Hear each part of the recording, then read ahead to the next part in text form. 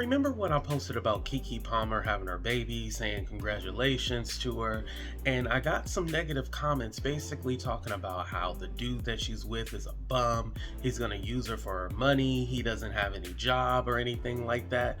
Well, I think Keke Palmer responded without talking about her own situation. Let's go ahead and get into it. So I think this would be a perfect topic for a live show. Should a man make more money or bring more to the table in a relationship?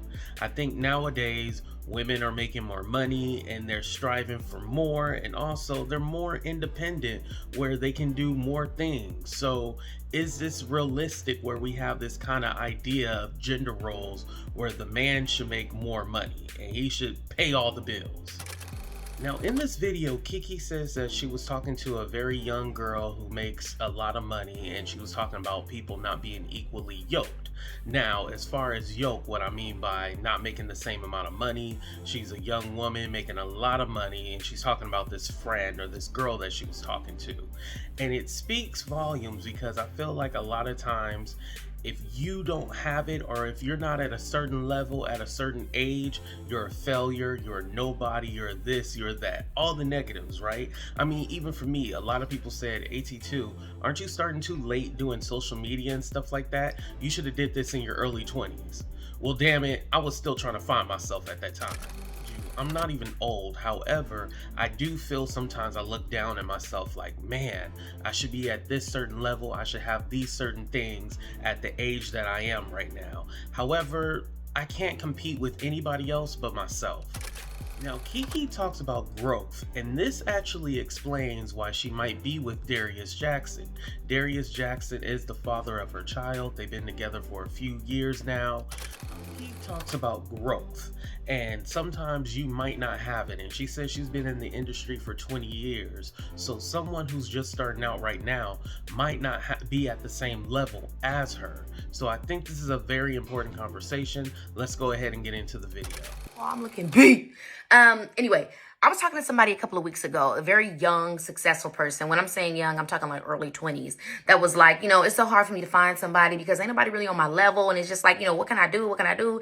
And it made me just think about like, I get it. We're in this age where a lot of people, especially in the era of content creation, reality TV, a lot of people are getting successful or making a bag very early on. You know what I mean? And by the way, that doesn't mean that the bag stays. And I hope it does for anybody that's out there getting it. But I think that seeing so many young people get so much so fast makes a lot of people feel like they're behind. And I think that's so unfair because, and guess what?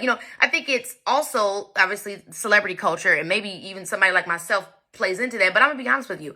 I've been doing this for 20 years. Okay. I'm about to be 30 this year, but I've been doing this for 20 years. I have 20 years of experience that's granted me the level of success that I have now. So for me to expect that from anybody else in my age group, I think or for anybody to expect themselves to be anywhere near where I am without having 20 years of experience in anything, I think is entirely unfair and is a huge disservice. I don't think you should compete with anybody, but you damn sure shouldn't be competing with someone, no matter if they are your same age, in your same age group, in your same lifestyle, whatever you want to call it, if they have 20 years of experience ahead of you. And even still, if somebody seems like they just caught on to it, I think it's important to know that like character builds success. Success, unfortunately, does not build character. So just because you have it today does not mean you're going to have it tomorrow. And just because you don't have it today doesn't mean you're going to have it in your future.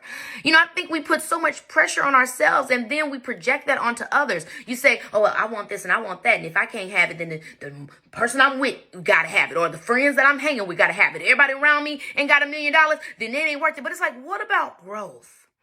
Life is not a sprint. It's not a race. It's a marathon.